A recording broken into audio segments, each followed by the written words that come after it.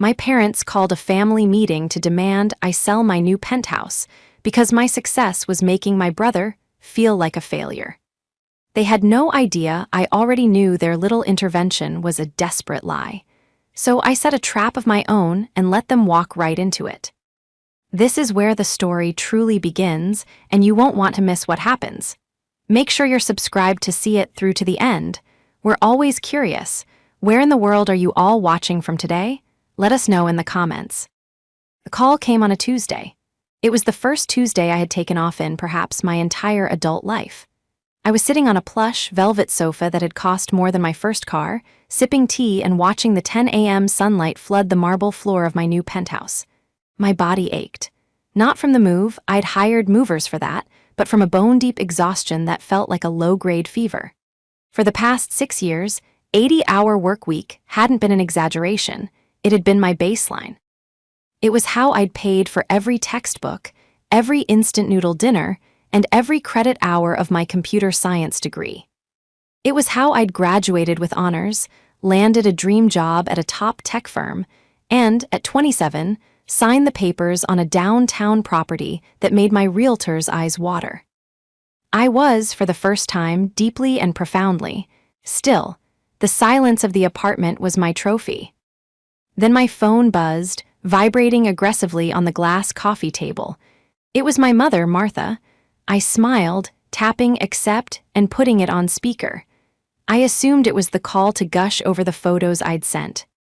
"Rebecca, are you there?" Her voice was thin. "Hi, Mom, I'm here, just enjoying the view. Did you see the picture of the—" "Rebecca, your father and I need to see you," she interrupted. The warmth vanished from the room. "We're having a family meeting tonight, 7 o'clock, at our house." "A family meeting?" I tried to laugh. "What is this, 1950? Did Ryan break the fine china?" "This isn't a joke," Harry, my father, said, his voice suddenly joining the call. He must have been on speaker, too.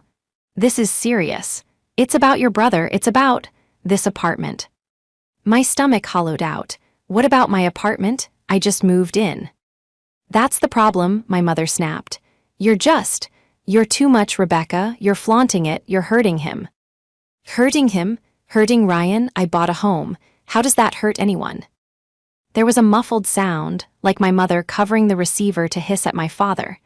Then she was back, her voice dripping with forced, saccharine disappointment. "Your brother is in a very dark place, Rebecca. He feels like a failure. And you buying a penthouse, you getting that promotion, you're rubbing his nose in it. You're making him feel worthless." I sat up, the tea forgotten. My hands, which had just been calm, were now shaking. "Mom, that is the most ridiculous thing I have ever heard. I worked for this. Ryan is 25 years old. His feelings are his own responsibility." "He is your brother," she shrieked, the civility breaking. "And his family is supposed to support him, not make him feel small. We are his parents. We are your parents. And we are telling you that you have created a problem and you need to fix it. 7 o'clock, don't be late." The line clicked dead. I stared at the phone, my reflection staring back from the black screen. A pale, shocked woman surrounded by the trappings of a success I was suddenly being told was a weapon. The silence I had cherished moments before now felt heavy, suffocating, and poisoned. I had just moved into my dream home, a place that was supposed to be my sanctuary, and my family had already found a way to turn it into a crime scene. The betrayal was worse than the exhaustion itself. The hours between the call and 7 p.m. crawled by. My beautiful, sun-drenched penthouse suddenly felt like a gilded cage. I paced the polished floors, my mind replaying every conversation, every choice. I had always been the responsible one, while Ryan was finding himself. A journey that involved a failed attempt at being a day trader, a disastrous stint as a music promoter, and a brief, expensive foray into lifestyle brand dropshipping. I was working. I'd worked weekends at a diner, coded for freelance clients until 3 a.m., and sacrificed every vacation, every party, every semblance of a normal 20s. My parents had enabled him every step of the way. His business ventures were funded by them, his rent, his car, his groceries, all covered by the bank of Mom and Dad. When I'd once, cautiously, asked if they were worried about his future, my mother had waved me off. "He's a sensitive boy, Rebecca. He just needs time to find his passion. You're different. You're tough."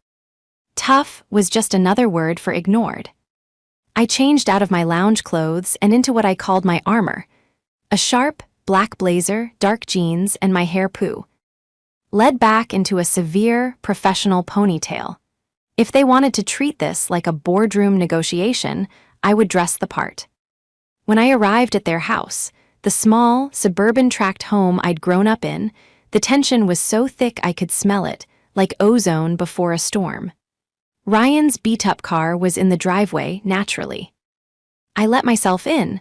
They were all waiting in the living room, sitting on the faded floral sofa like a tribunal. My mother, Martha, her arms crossed. My father, Harry, staring at his hands. And Ryan. My brother looked pale and thin, but his eyes were sharp and resentful. He was wearing a new, expensive-looking hoodie. "You're late," my mother said. It was 7:02 p.m. "I'm here," I said, choosing to stand. "You said this was a meeting. What's the agenda?" "Don't be cold, Rebecca," my father mumbled, finally looking up. His face was gray with stress. "We're your family. Then stop treating me like an employee you're about to reprimand. Mom, Dad, Ryan, what is this?" Ryan spoke for the first time, his voice a sullen monotone. "So, the penthouse is nice." "It is," I said evenly. "Must be great," he sneered, "looking down on everyone from your glass tower. Must make you feel real big." "Ryan, stop," my mother said, placing a hand on his arm. She turned to me, her expression one of deep, practiced sorrow. "Honey, look at him, he's miserable. Ever since you announced you bought that place, he hasn't eaten. He barely leaves his room. He told us. He feels like there's no point in even trying anymore, that you've taken all the success." "Taken it?" I asked, my voice dangerously quiet. "Success isn't a pie, Mom. Me having a slice doesn't mean there's less for him." "It is to him," she cried. "He feels eclipsed. You've always been the smart one, the driven one. Can't you, just once, think about someone else's feelings? Can't you see what this is doing to the family?" "What it is doing? You mean what I'm doing? By working hard?" I stared at them, the sheer, profound absurdity of it washing over me. "What is the solution here? What do you want me to do? Apologize for not failing?" "We want you to sell it," my father said bluntly. The words hung in the air.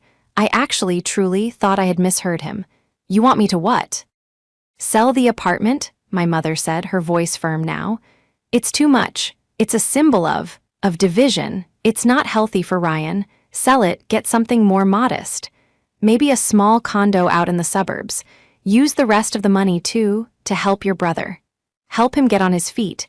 It would be a wonderful gesture of family unity."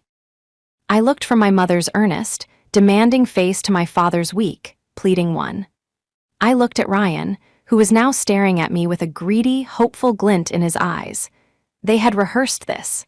They had actually sat down and decided that the appropriate response to my life's greatest achievement was for me to dismantle it for the sake of my brother's ego. I felt a sudden, cold calm settle over me. The shock was gone, replaced by a sharp, analytical clarity. This wasn't about feelings. This wasn't about Ryan's depression. This was something else. This was organized. It was desperate. And they had forgotten one crucial thing. "This is insane," I said, my voice flat. "You're insane." "We're your family," my mother shrieked again. "You owe us, you owe your brother. We're the ones who supported you, who fed you, who..." "Who what?" I cut her off. "Who told me to be tough? Who let me work 80-hour weeks while I put myself through school because you were funding Ryan's passion projects? What exactly do I owe you for?" I turned and walked to the door. "I'm not selling my home, and I'm not coming back here until you've all entered therapy. This conversation is over." I left them screaming my name, but I didn't look back. As I drove away, my hands steady on the wheel, I wasn't just angry. I was suspicious. The level of desperation didn't add up. Selling my penthouse was a ridiculously extreme solution to a problem of sibling rivalry. No, this wasn't about Ryan's feelings. They wanted something. They wanted my money, and they were clumsy enough to have just shown their entire hand. They had forgotten who I was. I wasn't just tough. I was a senior project manager at a tech firm. My entire job was to analyze risks, find hidden problems, and execute complex plans. And I was about to open an investigation into my own family. My devotion to my family, I realized, had been a one-way street. I'd spent my entire life trying to be the perfect, low-maintenance daughter. I got good grades, I didn't ask for money, and I built my life without ever once leaning on them. I'd believed this was a virtue. Now I saw they had viewed it as a convenience. My independence wasn't a source of pride for them. It was a green light to pour all their time, energy, and resources into Ryan. I remembered Christmases where my big gift would be a $50 gift card, while Ryan received a new laptop for his business. I remembered my college graduation, which they'd almost missed because Ryan was having a personal crisis. His car got towed. My sacrifices hadn't been sacrifices, they had been, in my parents' eyes, my duty. My success wasn't my own, it was an aberration, a disruption to the family's natural order, where all resources, emotional and financial, flowed to Ryan. Ryan was the primary antagonist, but he was a weak one. He was a black hole of need, created and fed by my parents, Martha and Harry. They were the true architects of this. My mother, with her ironclad belief in Ryan's sensitivity, and my father, with his spineless, passive agreement to her every whim. They were the ones who had cultivated this poisonous dynamic, and now they were trying to make me the antidote. The morning after the meeting, I sat in my home office. The skyline of the city spread out before me. I wasn't just a project manager. I had specialized in forensic data analysis before moving into management. I still had access to tools and databases that the average person didn't even know existed. They thought I was just a coder. They forgot my job was to find the truth hidden in the noise. I started with Ryan. His failed businesses were easy enough to track through public records. His last 3 LLCs, all registered to my parents' address, had been dissolved, each one leaving a trail of small debts. But that wasn't the big one. Then I looked at my parents. I started with their house. My name was still on some old utility bills as a resident, which gave me just enough of a foothold. I pulled the property records. My breath caught. My parents, Harry and Martha, had taken out a second mortgage on their home 6 months ago. My heart hammered against my ribs. They weren't wealthy. My father was a retired electrician on a modest pension. My mother had never worked. Their house, while old, was their only real asset, and they had nearly paid it off. Why, in their early 60s, would they suddenly take on that much debt? I cross-referenced the date of the loan with Ryan's social media. 6 months ago, he had posted a flurry of photos. He was standing next to a leased luxury SUV, holding keys to a small, sleek office space, and posting about his new investment consulting firm. The firm that, I now saw, had been officially dissolved just 3 weeks ago, citing insolvency. The pieces clicked into place with sickening precision. Ryan's big idea hadn't been funded by my parents' savings. It had been funded by their home, and he'd burned through it all. This wasn't about Ryan's feelings. This wasn't about my penthouse making him sad. This was about money. They were in financial ruin. But there was still a missing piece. The level of panic. The second mortgage was bad, but was it demand your daughter liquidate her assets bad? I needed to know the terms of that loan. I had a friend from college, Alex, who worked in the fraud department of a major bank. I called him. Alex, I need a favor. It's personal. I need to know the status of a loan. I can't give you many details, but I think my parents are victims of a predatory lender, and I need to know what I'm walking into. It was a white lie, but it was close enough to the truth. I gave him the address and my parents' names. He called me back an hour later, his voice grim. Becca, this isn't a normal second mortgage. This is a hard money loan. The interest rate is astronomical, and it looks like they defaulted on their first payment. There's a balloon payment due. In 10 days, if they don't pay it, the lender forecloses. Period. How much? I whispered. The balloon payment, with penalties, it's almost $150,000. I hung up the phone, the cold, analytical calm returning, but this time it was laced with ice. $150,000. They were 10 days from being homeless. That was why they needed me to sell the penthouse. It wasn't about Ryan's ego. It was a desperate, last-ditch cash grab. They were going to emotionally blackmail me into giving them the down payment from my sale to save their home, and they were going to let me believe I was doing it for family unity. They hadn't just coddled Ryan. They had destroyed their own lives for him. And now they were perfectly willing to destroy mine, too. I didn't call them. I let them stew. I let them wonder if their monstrous demand had severed me for good. The silence, I knew, would be working on them. My mother's self-righteous anger would be curdling into panic as the foreclosure date loomed. This was my turning point.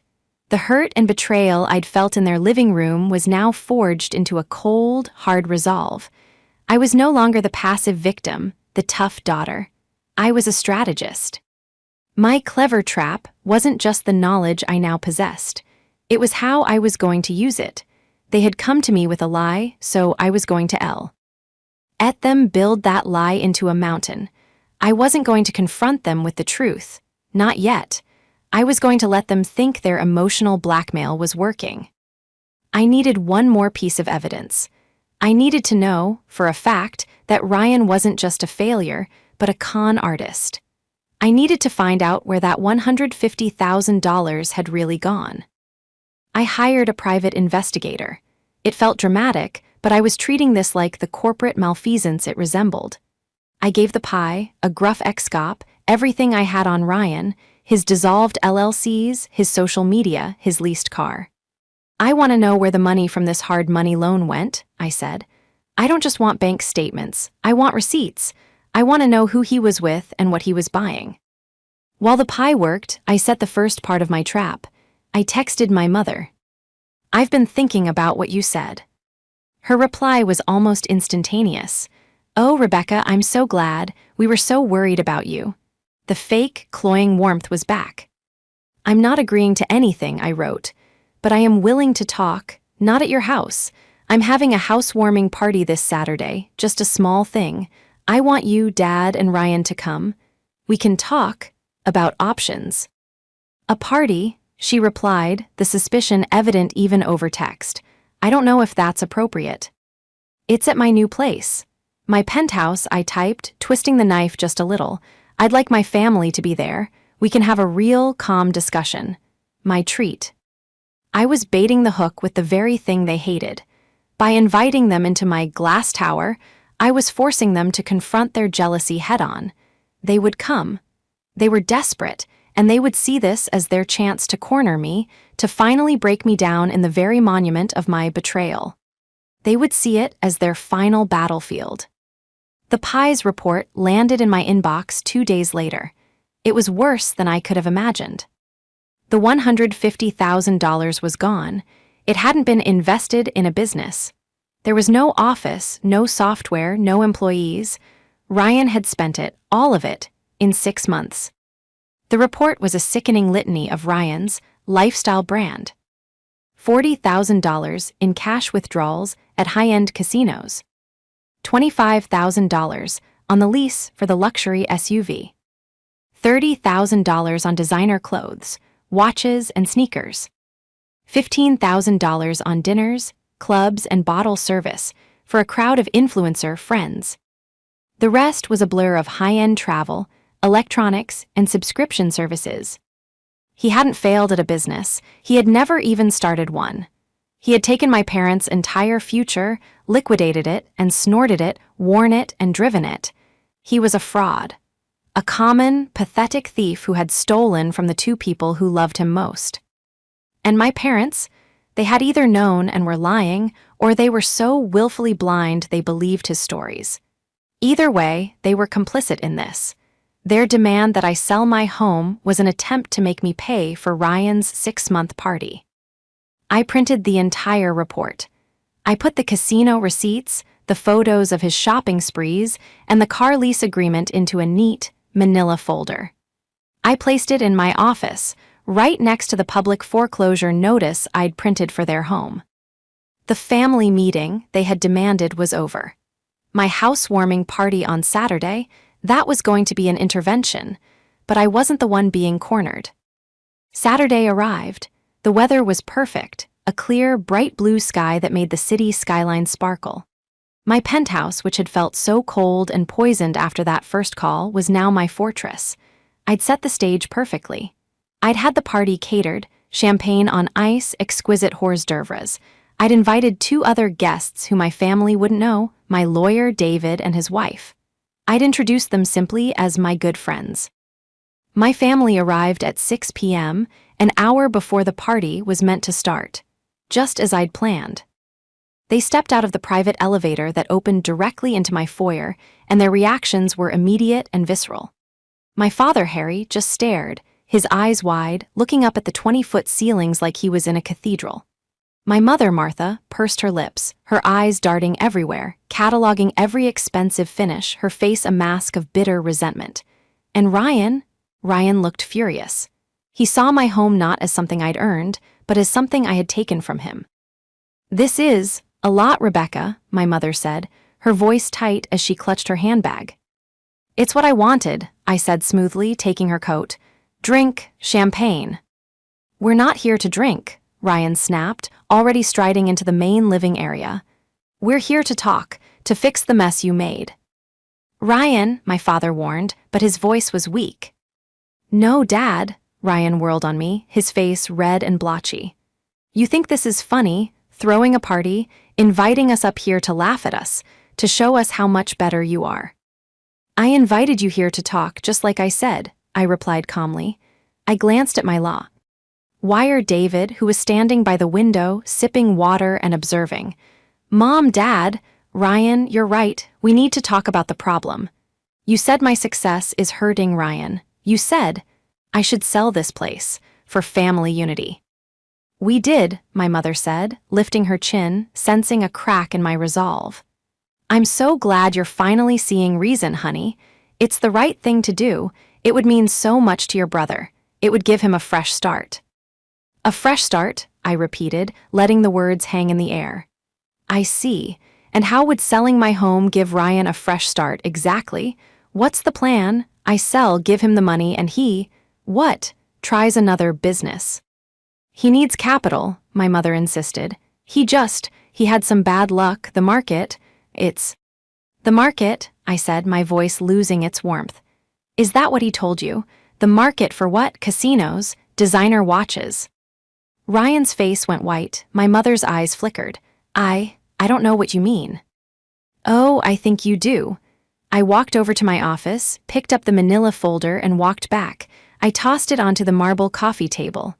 "I mean this." Ryan looked at the folder like it was a snake. "Go on, Ryan," I said. "Open it. It's your business plan, isn't it? Let's show Mom and Dad what your bad luck looks like." He didn't move. My father, his hands trembling, stepped forward and opened it. He pulled out the first document, the casino cash withdrawal receipts. He shuffled through them, his face growing paler. He saw the photos of the leased SUV. He saw the credit card statements filled with logos for Gucci, for Louis Vuitton, for clubs I'd never even heard of. What is this, Ryan?" my father whispered, holding up a receipt. This is a watch. It says it cost $10,000. "It's a fake," Ryan shouted, lashing out. "She's trying to trap me. She's making it up, Mom, tell him." My mother looked from the receipts to me, her eyes filled with pure venom. You spied on him? You spied on your own brother? How dare you?" "How dare I?" I laughed, a sharp, bitter sound. "You came into my life and demanded I liquidate my single greatest asset to soothe his feelings. You lied to me. You tried to manipulate me. I just did my due diligence. This is where your fresh start went, Mom. This is the business you funded." I let the first bomb drop. Or should I say, the business you took out a $150,000 hard money loan for, the one you defaulted on, the one that's getting your house foreclosed on in. Oh, is it 10 days now, or 9? My mother physically recoiled, her hand flying to her chest. My father just sank onto the sofa, the papers slipping from his grasp. He looked utterly broken. You knew, my mother stammered. Of course I knew, I said. You were never here about Ryan's feelings. You were here because you're about to be homeless. You were going to let me sell my home, to pay for his party, and you were going to lie to my face about why. You weren't here for an intervention. You were here for a bailout. You're a monster, my mother whispered, tears of rage in her eyes. He's your brother. And he's a thief, I thundered, my voice finally rising. He's a con man, he stole your future, he stole your home, and you let him. And now you have the nerve, the audacity, to come here and demand I set myself on fire to keep you all warm? No, the Bank of Rebecca is closed. Ryan, seeing his shield, my mother, crumble, tried one last, pathetic tactic. He lunged at the table, grabbing the papers and tearing them. Lies, they're all lies, he screamed, his face a mask of childish rage. You just hate me because I'm the one they love. You've always been jealous. That's enough, David, my lawyer said, stepping forward. His voice was calm but carried an authority that froze everyone in the room. Mr. and Mrs. Last Name, I am Rebecca's legal counsel. I'd advise you all to stop talking. Ryan, destroying those documents is pointless. We have copies of everything. My family just stared at him, the full weight of the situation finally crushing them. Their lie was gone. Their leverage was gone. They were exposed, in a penthouse they despised, in front of a lawyer they didn't know I had. The trap had snapped shut. The silence that followed was heavy and final. My mother, for the first time in her life, looked like she had no words. My father just stared at the floor. And Ryan, cornered and exposed, vibrated with a pathetic, impotent rage. Get him out of here, my mother finally said, not to me but to my father. Harry, make Ryan go wait in the car. No, I said. He stays, he's an adult, he's going to hear all of this. My mother's eyes snapped back to me. You did this, she hissed. You brought a stranger, a lawyer, into our family business. You set this up to humiliate us. You were going to let your son make me homeless, I countered, my voice ill. Ike Ice, you don't get to talk to me about humiliation. You don't get to talk to me about family. I sat down on the armchair opposite them. I was in control. Here's what I know. You have 9 days until the bank forecloses on your home, the home I grew up in. You owe $150,000 plus penalties, which you do not have. Ryan has no job, no prospects, and a history of fraud. You have no savings because you gave them all to him. You are, to put it plainly, ruined. And you came here today hoping to con me into ruin with you. Rebecca, please, my father whispered. It was the first time he'd spoken.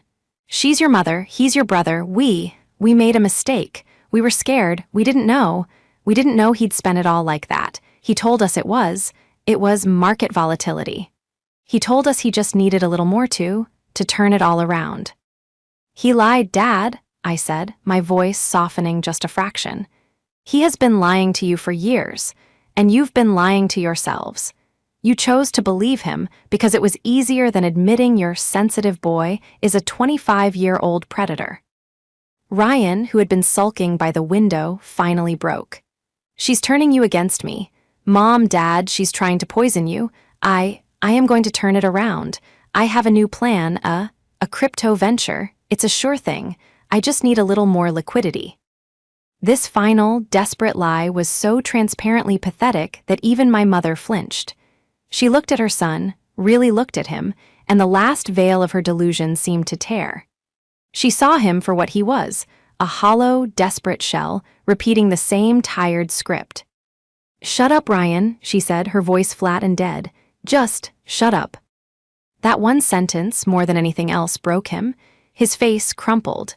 The bravado, the anger, the entitlement, it all evaporated, leaving behind a terrified, sniveling child. He finally understood that the game was over. The well was dry. I now had my second, more powerful confrontation. This wasn't just about the pie report. This was about the future. Here is what's going to happen, I said, leaning forward. This is not a negotiation. This is my one and only offer. You will listen and you will accept. David, my lawyer, stepped forward again. What Rebecca is about to propose, he said, is incredibly generous. I have advised her against it, but she has chosen to offer it on several non-negotiable conditions. I looked at my parents. First, I am not selling my home, ever. Get that thought out of your heads. Second, I am not giving you $150,000. I am not paying for Ryan's bad luck. You will lose your house. You need to accept that. It is the consequence of your actions. My mother let out a small, strangled sob, but I continued. However, I said, I will not see you on the street. I will put a deposit down on a small 2-bedroom rental apartment for you and Dad. 1 year's lease. It will be clean, it will be safe, and it will be all you get from me. After that, you will live on your pension. I then turned to Ryan. For you, you get 2 options. Option A, you are cut off today. No apartment, no money, nothing. I will, however, give my PI report to the police and let them investigate you for fraud and elder financial abuse against our parents. Option B, you will tomorrow morning enroll in a trade school. Electrician, plumbing, welding, I don't care. I will pay for the tuition, directly to the school. I will pay for your shared apartment with Mom and Dad for 1 year, and that's it. You will get a job. You will contribute. You will start behaving like an adult. If you drop out, if you miss a single class, the offer is rescinded and we revert to option A. You can't do that, Ryan whimpered. He's right, David, the lawyer, interjected smoothly. She can't force you to go to school, but she absolutely can forward her evidence to the district attorney, and I can assure you they would be very interested in your business activities. The room was silent. The family unity they had tried to bludgeon me with was now a weapon in my hand. I was offering them a lifeline, not the one they wanted, but the one they deserved. A chance for my parents to have a roof over their heads, and a final, last-ditch chance for my brother to not be a complete and total failure. The choice was theirs. My mother and father sat on my sofa, 2 shrunken, gray figures, completely defeated. The party was, of course, not happening. My lawyer's wife had quietly let the caterers go. The champagne sat warming on the counter. We will take it, my father whispered, not looking at me. We'll take the offer, Rebecca, thank you. What? Ryan shrieked, whirling on my father. Dad, no, you're letting her win. This is our money she's playing with. Her success came from us. We raised her. We paid for. You paid for nothing, I shouted, finally standing up. The last thread of my patience had snapped. I paid for everything. I paid for my food, my books, my tuition. I paid for it by working 80-hour weeks in a diner while you were. What, Ryan? What were you doing at 19? Oh, right. Trying to be a DJ. Using Mom's credit card to buy equipment. Rebecca, my father started. No, I'm done. I am done being the quiet, tough one. You want to know why I'm successful? Because while you were teaching him it was okay to be a sensitive, coddled failure, I was learning how to survive.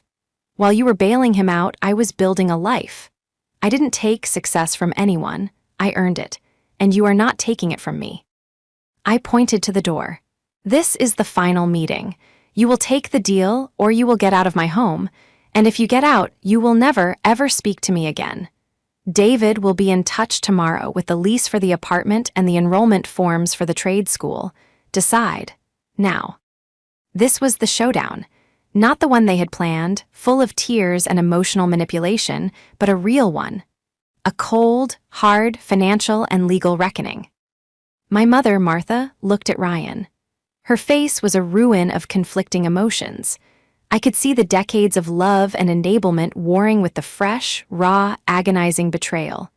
She saw her son, red-faced and trembling, a 25-year-old toddler.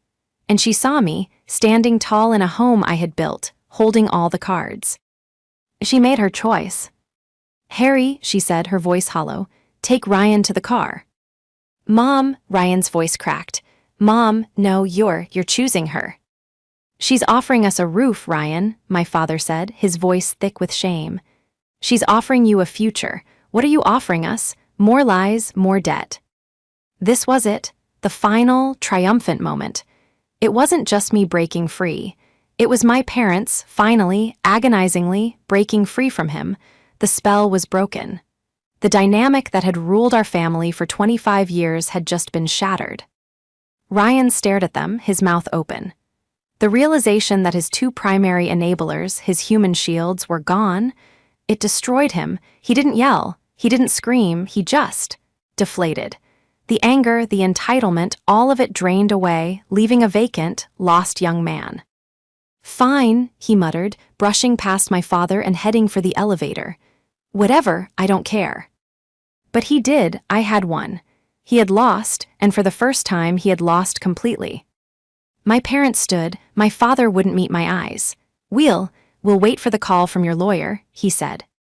My mother stopped in the foyer. She turned back to me, her face aged a decade in 1 hour. "You know, Rebecca," she said, her voice a low quiver, I always knew you were strong. I never knew you were this strong." It wasn't an apology. Not really. But it was an admission. It was the first time in my life she had ever acknowledged my strength as a virtue, and not as an excuse to ignore me. "I am who you taught me to be, Mom," I said. "The tough one." They left. The elevator doors slid shut, leaving me alone in my vast, beautiful, and finally peaceful penthouse. The downfall of Ryan was quiet, not public. There was no grand explosion, just the pathetic fizzle of a life built on nothing. He enrolled in the plumbing program at the local community college. The pictures he posted on social media, once filled with flashy cars and fake parties, were now gone. I heard from a cousin that he was, for the first time in his life, actually working. He had a part-time job at a hardware store to pay for his gas. My parents lost their house. The foreclosure went through, as I'd known it would. I kept my promise. I had David, my lawyer, manage everything. He secured them a clean, simple 2-bedroom apartment in a quiet complex across town. I never went to see it. I paid the lease as promised, and my involvement with their finances ended there. My relationship with them is changed. It's not warm. I don't know if it ever will be again. I see them on major holidays at a neutral location like a restaurant. The conversations are polite, sterile, and short. We talk about the weather. We talk about my work in vague terms. We do not ever talk about Ryan, or the penthouse, or the money. The betrayal is a high, thick wall between us, and none of us has any interest in tearing it down. My mother's resentment is still there, a simmering ember, but it's now overshadowed by her fear. And, I think, a tiny, reluctant sliver of respect. About 6 months after the intervention, I was working late in my home office. My phone buzzed with a text from an unknown number. It was Ryan. "Passed my midterm. The instructor says I'm good at it." I stared at the message for a full minute.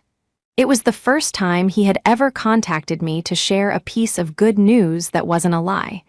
I thought about the casino receipts, the lies, the hatred in his eyes. I thought about the family he had almost destroyed. I typed back. A simple 2-word reply. "Good, keep going." I put my phone down and turned back to my monitor, the city lights glittering outside my window. My penthouse was no longer a symbol of division. It was my sanctuary. It was my fortress. It was the monument to the fact that I had not only survived my family's toxicity, but I had overcome it. I was free. I had saved myself, and in the end, in my own way, I had even offered them a path to save themselves. The peace I felt was absolute. It was a peace I had built with my own 2 hands, and no one was ever going to take it from me again.